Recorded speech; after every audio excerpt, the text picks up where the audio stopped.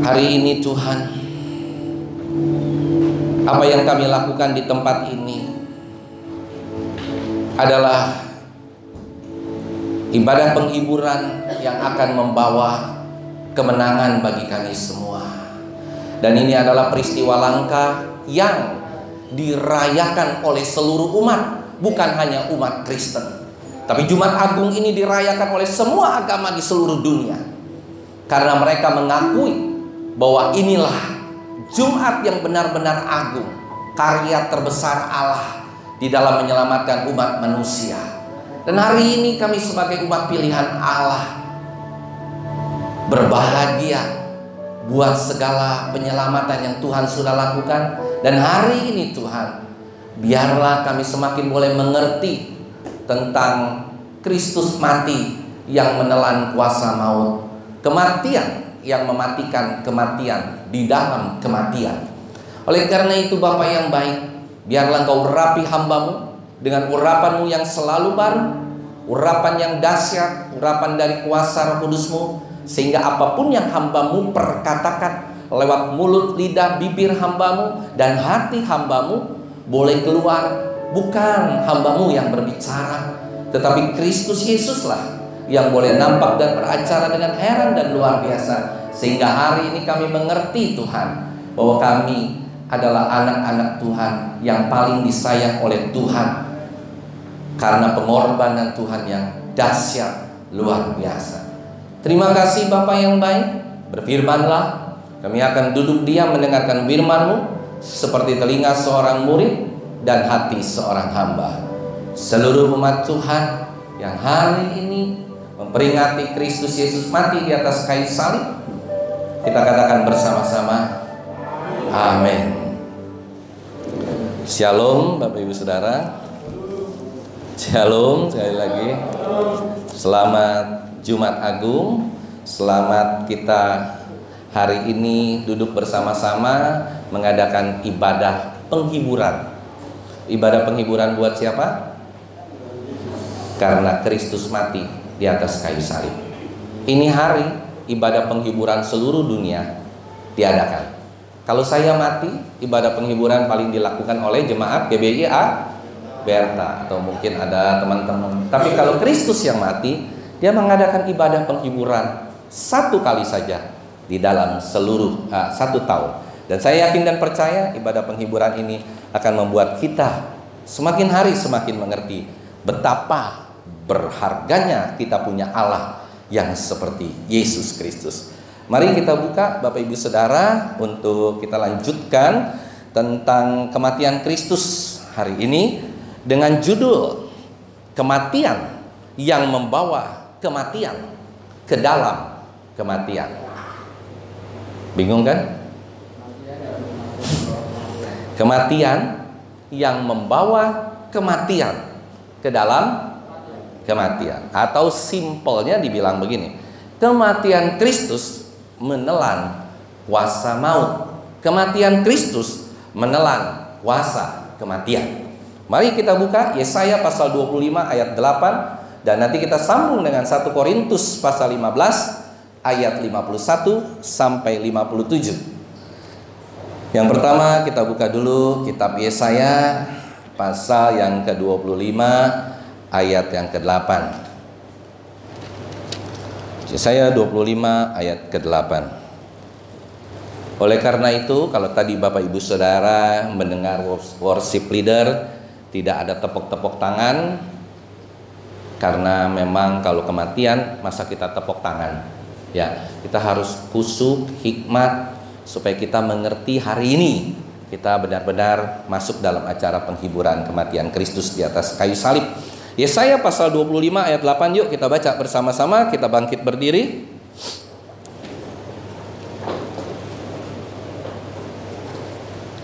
Satu, dua, udah ketemu ya? Yesaya 25 ayat 8. 1, 2, 3. Ia akan meniadakan maut untuk seterusnya, dan Tuhan Allah akan menghapuskan air mata daripada segala muka, dan aib umatnya akan dijauhkannya dari seluruh bumi, sebab Tuhan telah mengatakannya. Luar biasa. Yesaya sudah mengerti akan ada yang mengalahkan maut. Yuk kita buka 1 Korintus pasal 15 ayat 51 sampai 57.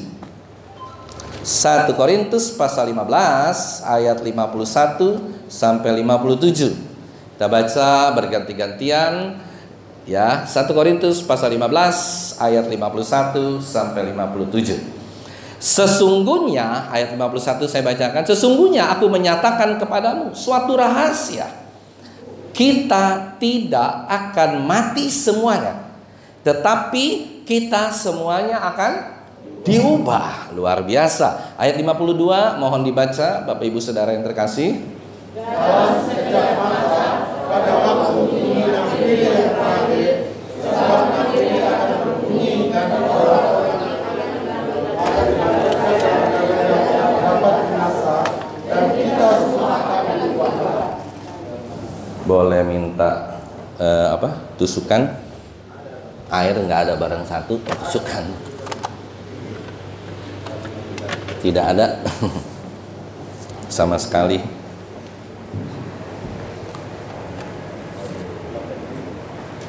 Habis. Tolong ya, kalau bekerja, kalau masih jangan pilih. Ya udah, kita lanjutkan saja. 1 Korintus 15 ayat 51 52. Karena yang dapat binasa ini harus harus mengenakan yang tidak dapat binasa. Dan yang dapat mati ini harus mengenakan yang tidak dapat mati. Ayat 54 mohon dibaca. Dan sesudah yang dapat binasa ini mengenakan yang tidak dapat binasa, dan yang dapat mati ini mengenakan yang tidak dapat mati. Maka terdapat Tuhan yang tertulis, mautlah ditelan dalam kemenangan. Amin. Maut telah ditelan dalam kemenangan. Hai maut, di manakah kemenanganmu? Hai maut, di manakah sengatmu? Ayat 56. Sengat maut ya dosa, dan kuasa dosa telah dirontokkan. Yuk kita baca bersama-sama ayat yang terakhir. 1, 2, 3. Tetapi syukur kepada Allah yang memberikan kepada kita kemenangan oleh Yesus Kristus Tuhan kita. Tuhan memberkati, silakan duduk. Di dalam ayat-ayat yang kita baca, kita menemukan suatu janji yang tersembunyi, seolah-olah tidak ada seorang pun yang bisa mengerti dan bisa mengupas ini semua. Janji yang dikatakan oleh Yesaya bahwa kematian akan ditelan. Makanya tadi judul saya mengatakan kematian yang membawa kematian ke dalam kematian. Jadi kematiannya atau kematian Kristus itu akan membawa kematian ke dalam kematian. Jadi selesai, tidak ada lagi kematian, atau kematian Kristus menelan kuasa kematian atau kuasa maut. Nah, Bapak Ibu Saudara, siapakah Kristus? Kristus itu dia lahir di dalam palungan, dia lahir dari seorang anak tukang kayu, dia lahir dari Nazaret. Dan dia tidak mempunyai kedudukan apapun di dalam dunia ini. Dia tidak mempunyai backing ekonomi, dia tidak mempunyai kuasa. Tapi Allah harus mengutus Kristus ke dalam dunia untuk menyelamatkan umat berdosa, menggenapi apa yang sudah dikatakan di dalam kitab Yesaya. Di sana Yesaya meneriakkan satu kalimat bahwa akhirnya kematian akan ditelan, dihabiskan untuk selama-lamanya. Dalam surat Rasul Paulus pun dikatakan musuh yang terakhir bagi manusia adalah kematian.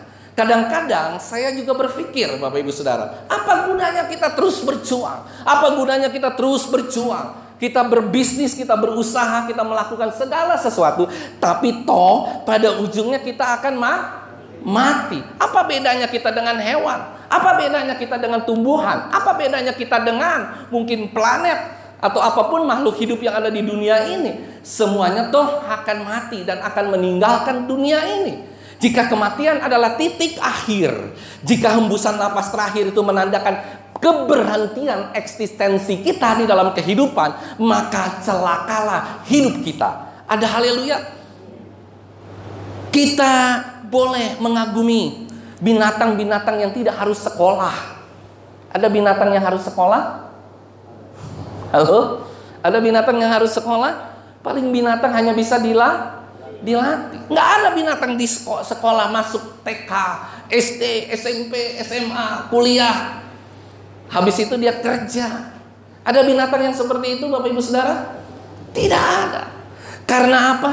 Karena manusia itu selalu ingin menegakkan bermoral, harus menegakkan karakter, mempelajari adanya kejujuran, ketekunan, kredibilitas, rasa tanggung jawab kita sebagai manusia terhadap anak, terhadap orang tua, terhadap sekeliling, terhadap Tuhan kita bertanggung jawab. Padahal binatang atau hewan tidak pernah diberikan hal-hal seperti itu.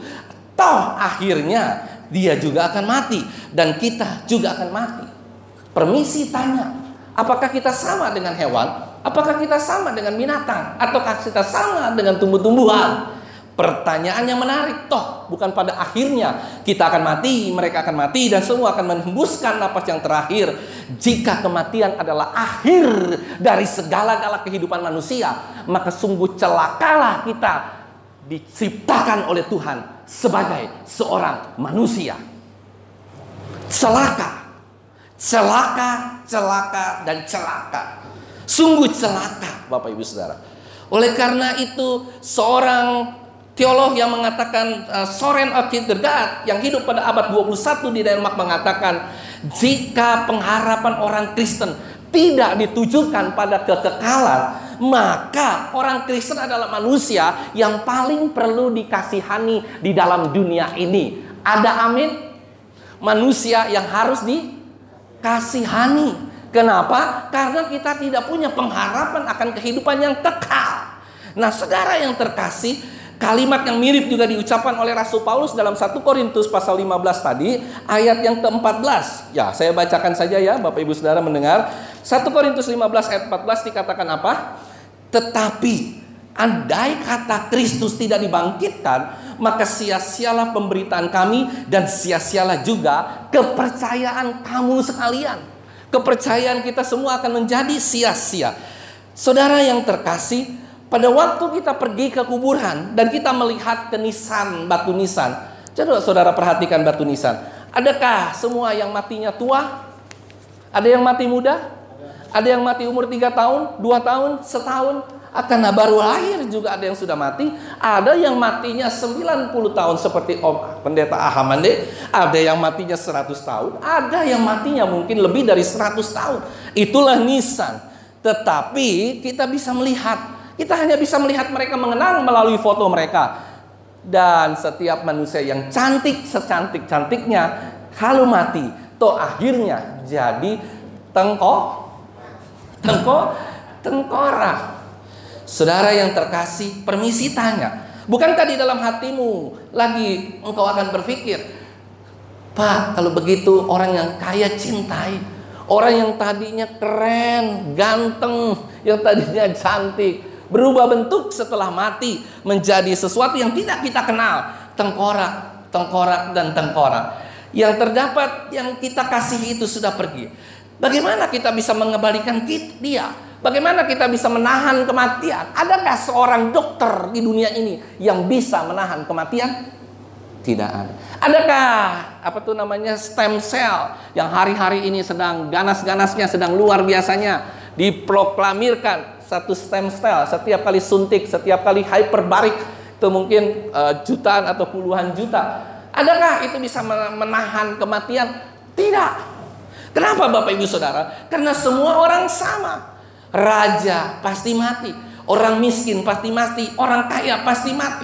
Dan pada suatu hari siapapun manusia itu pasti mati. Tetapi ada pemikiran yang sangat kritis di dalam kehidupan kita. Kapankah dan mungkinkah suatu saat manusia mengalahkan kematian? Akhirnya Yesaya bernubuat, Yesaya melihat penglihatan bahwa suatu saat kelak akan ada seorang yang dapat mengalahkan kematian. Siapa namanya? Yesus Kristus Tuhan kita. Alangkah indahnya, saudara. Tetapi hati-hati juga, jangan sampai salah. Kita jangan bilang begini, Pak, saya kepengen deh Pak, kalau di dunia ini nggak ada kematian. Ya, Bu Deborah sama Pak Deborah bisa hidup 1000 tahun lagi. Bapak Ibu Saudara mau hidup 1000 tahun? Kalau manusia tidak ada never endingnya, tidak ada terus, kita bisa bayangkan kalau suatu saat dokter memvonis kita, Pak, Bu, Bapak sakit kanker limfa atau kanker pankreas yang paling sakit, yang setiap hari menggerung-gerung. Saudara mau hidup 100 tahun dengan sakit kanker? Halo? Sakit gigi aja saudara sudah marah-marah. Ada haleluya, katakan kiri kananmu. Sakit gigi aja sudah marah-marah, apalagi sakit kanker. Sakit gigi aja nih nggak dicabut, saudara udah ngamuk. Sakit gigi berapa hari? Sehari, 2 hari, 3 hari? Siapa yang pernah sakit gigi di sini 1 tahun? Ada? Apalagi saudara sakit kanker. Saudara bilang aku mau hidup 1000 tahun lagi. Ya kan, tidak ada kematian. Saudara akan menjadi sesuatu yang sangat berbahaya kalau ada dosa tapi tidak ada kematian. Ini saudara garis bawah ini. Ada dosa tapi tidak ada kematian. Apa yang terjadi? Semua orang akan murtad, semua orang akan binasa. Tapi apa yang terjadi kalau tidak ada dosa tapi ada kematian? Bingung kan? Ini kedua yang saling berhubungan, yang tidak bisa dipisahkan. Kalau ada dosa pasti ada kematian. Kalau tidak ada dosa, pasti tidak akan ada kematian. Jadi hati-hati Bapak Ibu Saudara, jangan sampai kita tidak mau mati-mati. Karena manusia, menurut penelitian, ada orang yang umurnya mungkin 120 tahun atau 130 tahun, itu wajahnya lebih jelek dari wajah Nah, yang ngomong kalian ya, bukan saya. Saya nggak pernah ngomong itu loh. Kalau orang sudah 100 tahun lebih, Bu, Pak, pipi yang tadinya seger, ya kan? Ibu Elista, ya kan? Wah, seger. Coba lihat Ibu Elista kalau umurnya 130 tahun. Apakah ininya semua nggak turun, saudara? Ngek. Ininya semua turun, ngek. Semua turun, saudara. Akan lebih jelek dari Nah, yang kalian yang bilang loh, bukan saya. Ya, Bu Elista, bukan saya yang bilang. Saya tidak pernah bicara itu. Karena kenapa? Setiap orang itu wajib mati. Manusia itu wajib mati.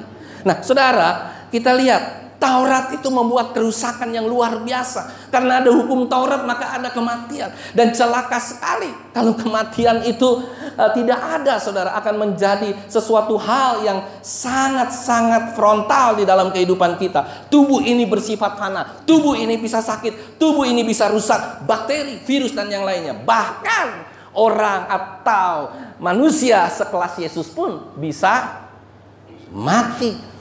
Oleh karena itu, ada mungkin ya kalau kita dengar di Jepang, ada orang yang hidupnya sampai ratusan tahun, 90 tahun, 100 tahun. Tapi hidupnya hanya ada di mesin ICU. Bapak Ibu Saudara mau? Mungkin 1 bulan saja kita di ICU, sudah kita bilang, udah dah, lepasin aja dah. Kita doa pelepasan. Apalah lagi, saudara. Nah, Bapak Ibu Saudara, saya akan terus menggiring pemikiran kita supaya kita mengerti tentang kebaikan Allah dalam hidup kita. Dan ini paradoksnya Bapak Ibu Saudara, bahwa mati itu bukan titik akhir, tetapi kita akan berada di antara titik akhir dan titik kekekalan. Yang percaya katakan amin. Kematian itu adalah berada di titik akhir, dan bukan dia ada di titik akhir, tapi masih di titik pertengahan antara titik terakhir dari sebuah kematian kepada titik kekekalan. Dan satu saat kita akan dibangkitkan untuk hidup selama-lamanya. Yang percaya katakan amin.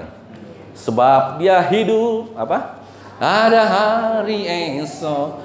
Saudara, kekekalan itu tidak akan pernah dipengaruhi oleh keadaan luar. Karena jiwa yang kekal itu akan bertemu dengan Allah. Dan kita semakin tahu, puji Tuhan. Kalau kadang-kadang kita berpikir kita mau ketemu Tuhan terlebih dahulu. Karena apa? Mungkin seakan-akan kita sudah siap segala-galanya. Oleh karena itu Bapak Ibu Saudara, kematian Kristus itu menelan kematian. Kematian Kristus itu menelan kuasa maut. Kematian Kristus itu yang membawa kematian di dalam kematian. Ada haleluya. Kematian Kristus itu membawa kematian ke dalam kematian. Kematian Kristus itu menelan kuasa maut. Waktu Kristus mati di atas kayu salib dikatakan, Eloi, Eloi, lama sabachthani. Ya apa ya? Ya Allahku, mengapa engkau meninggalkan aku? Terus yang kedua dia bilang apa? Aku haus. Yang kelima. Yang keenam dia bilang, sudah selesai. Berarti segala apapun yang Yesus lakukan di dalam dunia ini sudah selesai. Dan ditutup dengan, Bapa, kuserahkan nyawaku. Berbeda dengan manusia. Manusia tidak akan pernah rela menyerahkan nyawanya kepada Tuhan. Ada amin, saudara? Sampai di ujung penghidupan pun, kalau bisa ya, seorang konglomerat tidak mati. Kalau bisa, konglomerat bilang begini, Bapa, aku serahkan nyawamu. Mungkin nggak? Kita bilang, sorry dokter, sorry, saya masih punya uang. Kalau bisa, tidak, jangan jemput saya.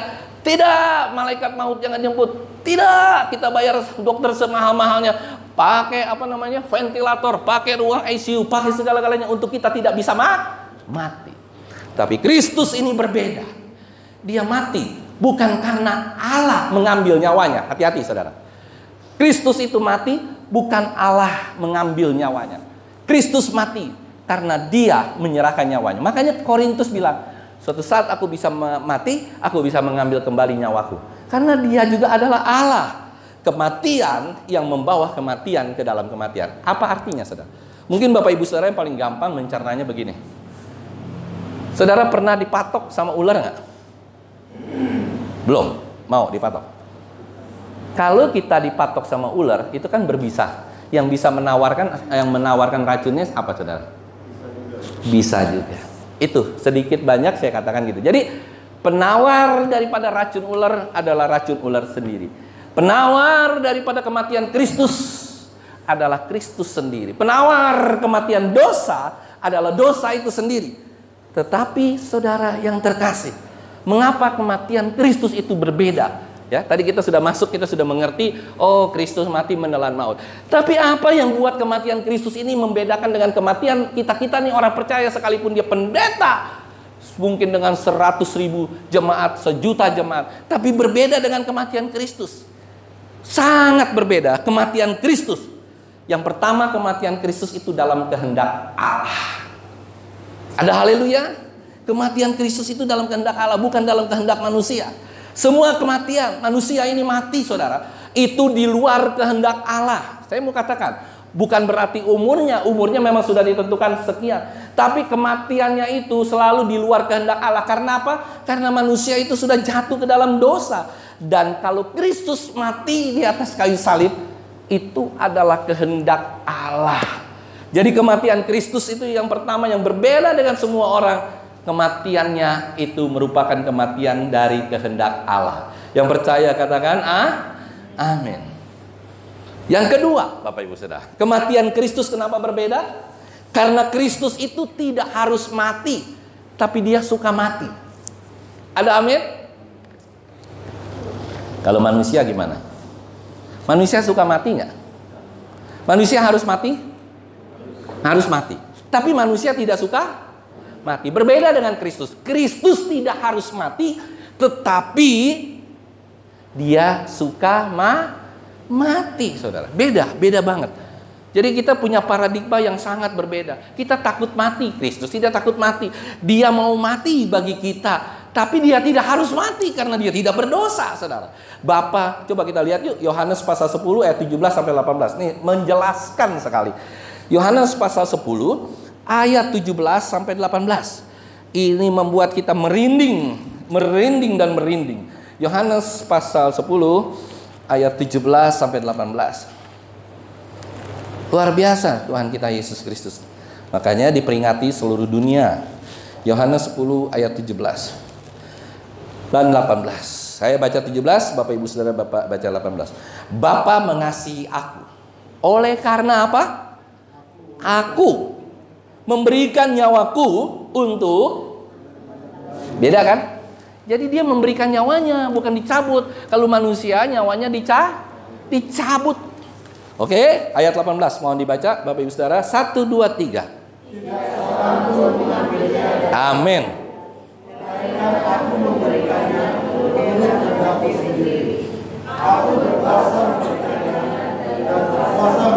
Waduh. Gila nggak saudara?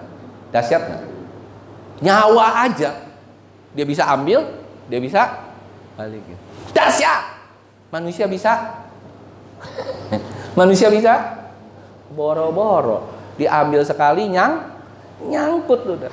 Makanya jangan pernah kita selalu terpaku dan terpana dengan hari ini aku turun dari surga, besok aku naik lagi ke surga. Turun naik Kristus mati naik ke surga, nggak turun-turun lagi sampai sekarang. Nanti satu saat kelak baru dia tuh. Tapi ada manusia yang bisa hari ini aku pencet lift naik surga, turun lift masuk lagi ke dalam dunia ini.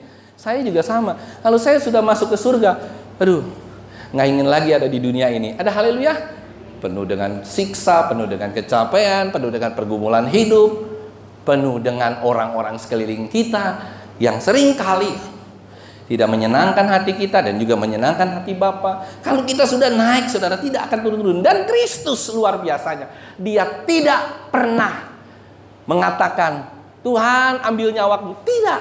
Tuhan, aku berikan nyawaku, aku akan bisa mengambilnya lagi. Dahsyat.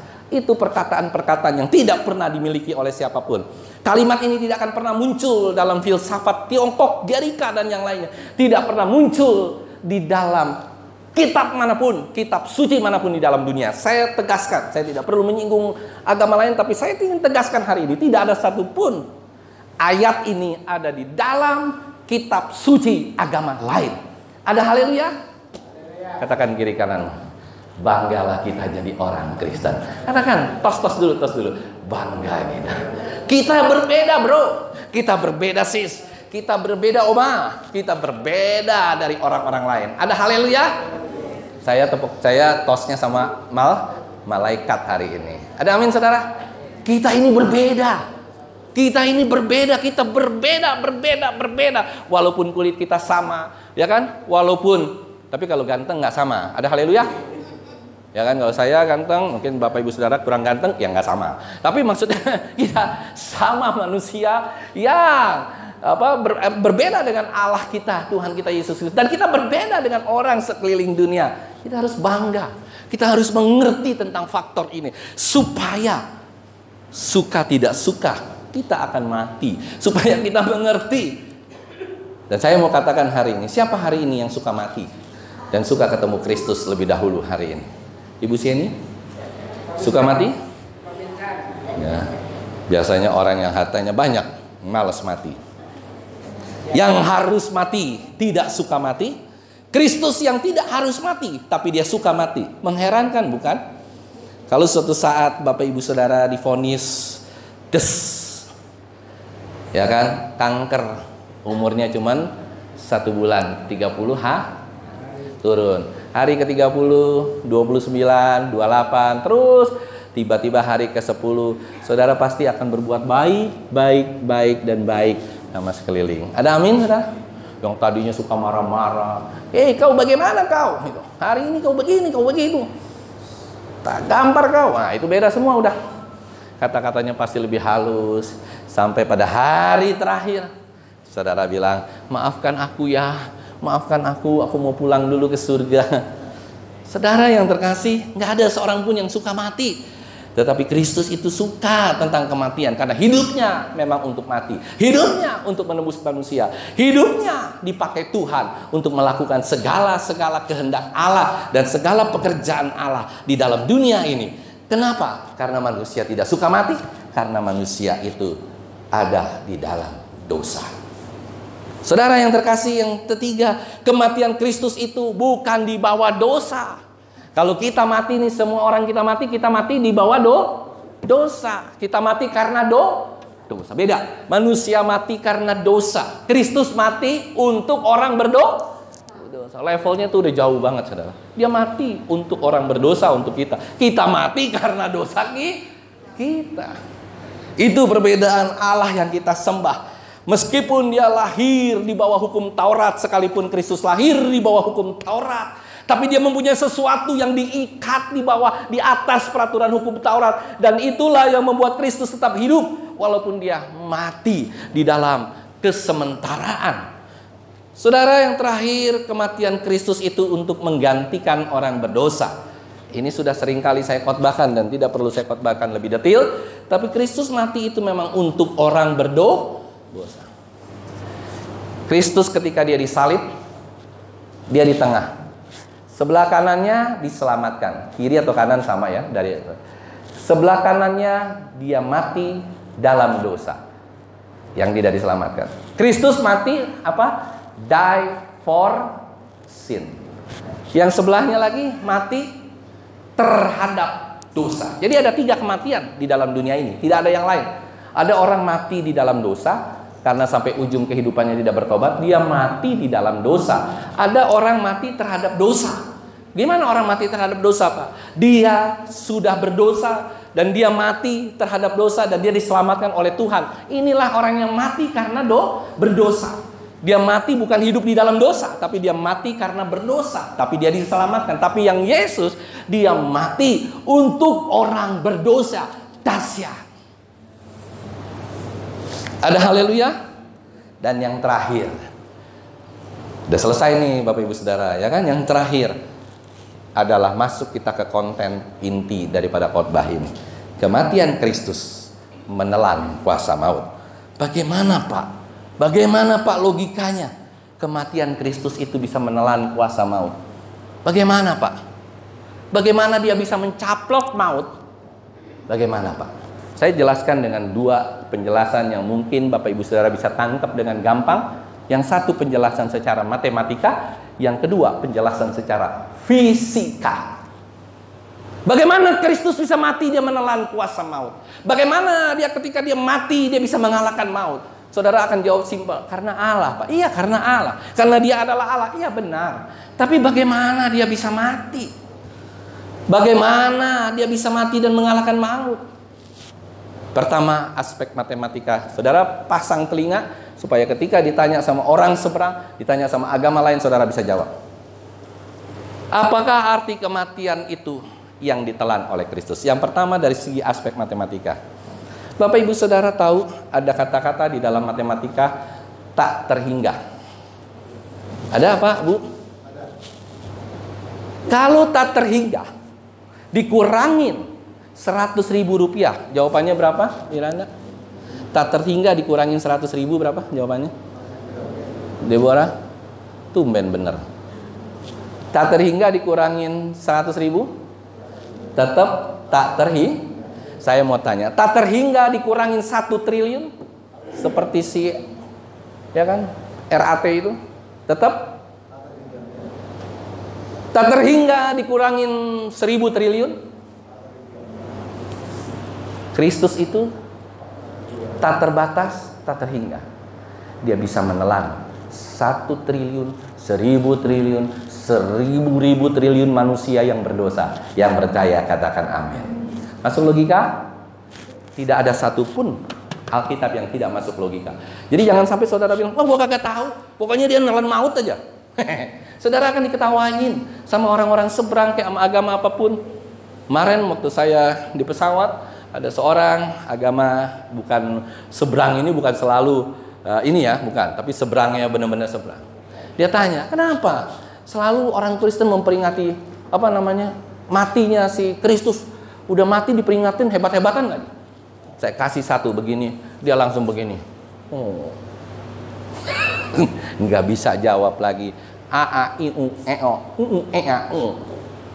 Yang kedua, itu udah ngerti ya saudara? Jadi Kristus itu bisa menelan seluruh dosa. Kristus itu bisa menghancurkan seluruh dosa karena dia tidak terbatas dan tidak terhingga. Yang percaya katakan amin. Bangga nggak punya Allah yang seperti itu? Yang kedua, soal fisika. Bapak Ibu Saudara tahu cahaya? Ini saudara tahu ini cahaya? Ini ada cahaya? Ya. Berapa cepat cahaya ini?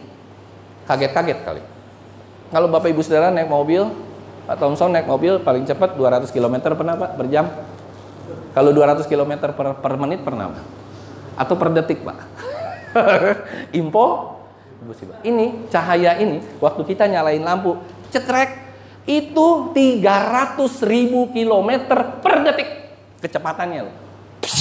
Makanya saudara kalau dihidupin lampu nggak ada itu lampu pelan-pelan kayak orang Jawa kan. Nah nggak ada. Orang lampu hidup cepret langsung 300.000 kilometer per detik. Saudara tahu jarak antara matahari dan bumi ini berapa kilometer? 156 juta kilometer jaraknya. Jadi kalau cahaya matahari itu pertama dinyalahin, cepret gitu kan. Berapa lama nyampe ke Jakarta? Atau ke Tarutung, Inang? Berapa lama? 8 menit. Jadi waktu Tuhan nyalahin cekrek on, 8 menit udah nyampe loh ke Jakarta, Tarutung, Medan, Manado dan sekitarnya. Ya. Saya mau bicara ini supaya saudara mengerti. Apa sih Pak hubungannya dengan kuasa maut? Saya mau tanya begini. Coba saudara masuk ke dalam rumah, masuk lagi ke dalam kamar. Di kamar saudara tutup semua supaya gelap. Ya kan, tidak ada lagi ada yang bisa ada cahaya sekeliling, semua tutup semua. Terus tiba-tiba saudara nyalain lampu, cepet, terang semua nggak? Artinya apa? Kuasa terang menelan kegelapan. Itu penjelasan yang kedua. Penjelasan yang pertama, kenapa Kristus? Makanya Yesus tidak pernah dikatakan Yesus adalah lampu dunia. Tidak. Yesus dikatakan Yesus itu terang Dia menelan segala kegelapan. Dia menelan segala dosa. Itu makanya kalau Alkitab itu tidak pernah, Bapak Ibu Saudara, ditulis asal-asalan. Dia ditulis dengan logika. Dia ditulis dengan sains. Dia ditulis dengan matematika. Dia tidak pernah meleset sedikit pun. Karena itu Yesus adalah terang dunia. Dia menelan kegelapan. Jadi kalau ada kegelapan, tidak ada terang. Ada terang, tidak ada kegelapan. Apa itu terang dan apa itu gelap? Terang itu untuk menerangi hati manusia, untuk menerangi segala dosa kita. Jadi logikanya begini Bapak Ibu. Kalau Kristus hidup dalam hatimu, kalau Kristus hidup di dalam hidupmu, seharusnya manusia itu tidak lagi bisa jatuh dalam dosa. Karena apa? Hatinya terang terus. Yang percaya katakan amin. Kalau kita baca Alkitab pagi hari, kalau kita berdoa pagi hari, hati kita terang. Ada haleluya? Siang hari banyak masalah, istri bawel, ya kan? Ya, belum lagi sekeliling kita ribut ini itu, gelap lagi. Baca Alkitab lagi, terang lagi. Harusnya kalau terang itu bisa kita terus ada di dalam kehidupan kita, maka manusia sedikit demi sedikit akan berhenti berbuat dosa. Kapan manusia berhenti berbuat dosa? Waktu dia pulang ke rumah Bapa di surga. Waktu dia meninggal, dia berhenti berbuat dosa. Tapi selama dia hidup, kalau ada terangnya Tuhan yang menelan kegelapan, harusnya dia hidup untuk tidak berdosa. Yang percaya katakan amin. Jadi kalau saudara masih lihat temanmu iri, temanmu pelit, haleluya, temanmu jahat, temanmu suka ngomongin orang, berarti Kristus itu belum ada dalam kehidupannya sedikit pun. Karena kalau ada terang dalam hati kita, tidak ada lagi kegelapan. Yang ada adalah terang, dan engkau akan bersukacita senantiasa. Yang percaya katakanlah, setiap hari bersukacita. Wajahnya penuh dengan senyuman, wajahnya luar biasa. Coba lihat kiri kananmu. Tuh, ya kan masih banyak yang mukanya seperti pepaya busuk. Coba lihat kiri kananmu dulu, senyum dulu dong. Ya, itu dong. Nah, haleluya, ya kan? Bu Yono sama Pak Yono setiap pagi, ya kan? Kalau lagi ketemu, Pak, haleluya, puji Tuhan, senyum. Karena terus terang, waktumu tidak akan lama lagi dalam dunia ini. Tersenyumlah selagi engkau bisa tersenyum. Ada haleluya? Ketika engkau sudah ada di dalam peti mati, nggak bisa senyum lagi. Kalau engkau senyum, maka sekelilingmu akan kabur. Jadi selagi engkau jadi manusia, ketawa, tersenyum, happy, penuh dengan sukacita, hati yang gembira adalah obat yang manjur, saudara. Saya mau katakan hari ini, aku haus, sudah selesai. Ya Bapa, ke dalam tanganmu kuserahkan nyawaku. Lukas 23 ayat 46. Dan hari ini kita mengerti kenapa Yesus harus mati. Karena dia harus menelan maut. Katakan kiri kanan, dia harus mati karena dia harus menelan maut. Lalu dia tidak mati, dia tidak menelan maut, dan kita yang ditelan oleh maut. Dia harus mati karena dia harus menelan maut. Dia adalah dia adalah Allah yang tidak terbatas, dia adalah Allah yang tidak terhingga. Dia biasa menelan semua dosa-dosamu. Saya sering katakan, pada saat saudara terakhir di pengadilan yang paling akhir, banyak pendeta yang bilang Yesus itu sebagai pembela. Ya apa ya? Yesus itu bukan pembela. Yesus itu adalah hakim yang agung. Kalau pembela bisa menang, bisakah? Sehebat apapun pengacara di dalam dunia ini, mau si hot woman kek, mau si hot man kek, mau siapa kek, sehebat apapun, dia bisa kalah waktu dalam perkara melawan tuntutan dari seorang jaksa. Yesus sudah menebus itu semua, dan dia duduk sebagai hakim. Sekalipun kurniawan ini orang berdosa sepanjang hidupnya dan tidak pernah bisa membalas segala kebaikan Tuhan, dia tetap berdosa walaupun hitung-hitungannya tetap detil, dia tetap. Tapi hakim agung bilang, yes, engkau masuk dalam kerajaan surga. Masuk nggak? Engkau lolos dari hukuman dan kita akan dibebaskan. Yang percaya katakan makanya saudara, jangan pernah tinggalkan Tuhan, jangan pernah tinggalkan Yesus. Dan pertanyaan saya yang terakhir adalah satu, saudara. Permisi tanya, apakah Bapak Ibu Saudara sudah mengenal Yesus? Sudahkah engkau memiliki Dia dalam hatimu? Dan hari ini, maukah engkau menerima Kristus dengan sungguh-sungguh? Kau tinggalkan dosa-dosamu yang tidak berguna. Kau tinggalkan segala macam kelakuanmu yang jahat, yang kotor, yang sering iri. Karena Allah yang kita sembah, Yesus Kristus namanya, Dia telah menelan maut dan memberikan hidup yang baru kepadamu sampai selama-lamanya. Ada haleluya, saudara? Praise the Lord. Kita punya Allah dan kita mengerti kematian Kristus di atas kayu salib. Kenapa dinamakan Jumat Agung? Karena begitu agung karyanya, begitu agung perbuatannya, begitu agung kuasanya, begitu agung kepengalahannya Dia. Dia rela kalah segala-galanya untuk memenangkan semua umat di dunia. Dia rela mati untuk menebus dosa manusia. Dia rela kalah. Dia rela kalah. Dia tidak pernah satu kata pun dia membantah. Banyak dari antara kita yang merasa bahwa kita tidak salah, tapi kita tidak mau mengampuni orang yang berdosa terhadap kita. Saya tidak salah, Pak. Saya tidak salah, Pak. Yang salah dia, Pak. Saya nggak mau, Pak. Pokoknya dia dulu, Pak, yang harus mengampuni saya. No. Konsep kekristenan yang benar adalah kita harus bisa menjadi role modelnya Tuhan. Dan Dia sudah mati di atas kayu salib. Dan hari ini kita memperingati, belum kemenangan, baru memperingati ya. Saya mau katakan begini. Kadang-kadang pendeta itu hanya akan sering kelewatan antara dia khotbah kematian dan dia khotbah Paskah. Itu sering kali overlapping, saudara. Khotbah kematian, tapi khotbahnya pas. Coba saudara dengar. Baik, nanti hari ini saudara buka YouTube, dimanapun YouTube saudara coba tes. Seharusnya dia berkhotbah kematian, ya kematian, saudara. Bukan kematian nanti dia hidup, nanti ceritanya. Ini kita lagi cerita hari ini Yesus mati, belum bangkit. Hari ini dia baru mati. Dan yang kita ingin korek, kenapa dia mati? Bagaimana kematiannya? Keagungan sebuah kematian. Itu saudara, jangan overlapping antara kematian di bawah Paskah, Paskah di bawah kematian. Bahkan yang lebih gila lagi, saya baca kemarin di YouTube, waktu saya di luar itu saya baca, wah, kok khotbahnya kematian? Kenapa judulnya? Padahal ini ketua ini loh, ketua ketua gereja besar di Indonesia. Ya dia bilang kebangkitan Kristus mengalahkan kematian. Saya bilang itu belum, bro. Itu nanti hari Minggu baru dia bangkit. Sekarang mati, belum bangkit. Makanya pujiannya pun saya bilang jangan happy. Nanti Tuhan Yesus bangkit lagi hari ini, bukan hari Minggu dia bangkit, hari ini.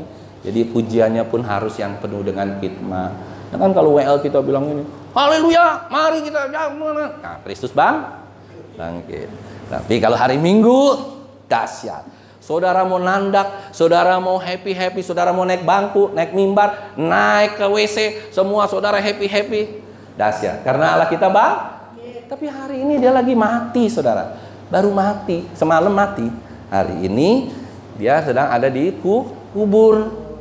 Hari ini makanya saya bilang kita sedang memperingati acara penghiburan tentang kematian Kristus.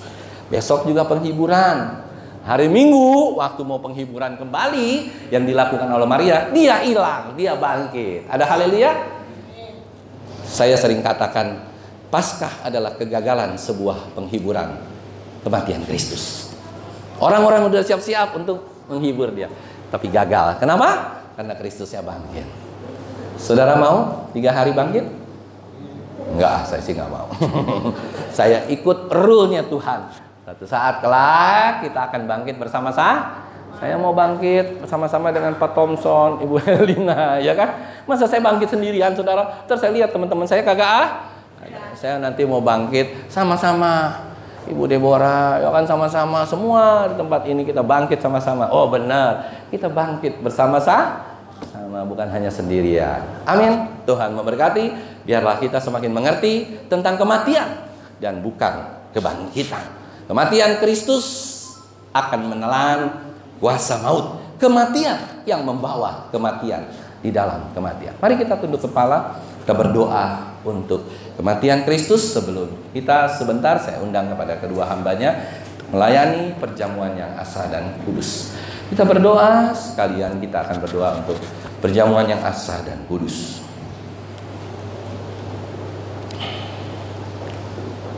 Terima kasih Bapa yang baik. Kalau hari ini Engkau telah memberikan sebuah pengertian yang mendasar di dalam kehidupan kami, bahwa kematian Kristus itu memang berbeda dengan kematian orang lain. Kematian Kristus itu memang sangat-sangat powerful. Kematian yang seperti inilah yang tidak akan pernah ada untuk orang di dunia manapun. Dan kami hari ini bangga punya Allah yang seperti Engkau. Allah yang mau mati bagi kami. Allah yang walaupun tidak berdosa tapi mati bagi kami. Allah yang mati sesuai dengan kehendak Allah. Allah yang mati, yang begitu mematikan dan menelan kuasa maut. Terima kasih Bapa yang baik. Hari ini Tuhan, kami juga akan memperingati tentang kematian-Mu lewat perjamuan yang asa dan kudus ini Tuhan. Tuhan tolong Tuhan, agar kami semua semakin hari semakin mengerti bahwa ini adalah peringatan akan Aku. Jadi kalau kami mengadakan perjamuan kudus ini Tuhan, maka hidup kami seharusnya ke depan lebih baik. Perjamuan kudus itu bukan mujizat untuk mengalahkan sakit penyakit, bukan mujizat untuk menyembuhkan orang. Perjamuan kudus tidak dipakai oleh Tuhan untuk dapat menyembuhkan orang, mengalahkan yang lain-lain, tetapi kematian Kristus menjadi peringatan buat kita untuk kita hidup lebih baik, lebih benar sebelum Bapa memanggil kita pulang ke rumah Bapa di surga. Terima kasih Bapa yang baik, urapi kedua hamba-Mu Tuhan dan juga hamba-Mu dalam melaksanakan perjamuan yang asa dan kudus ini. Biarlah Tuhan layakkan dan kuduskan kami, pakai kami sehingga kami boleh melayani Tuhan dengan di dalam kekudusannya.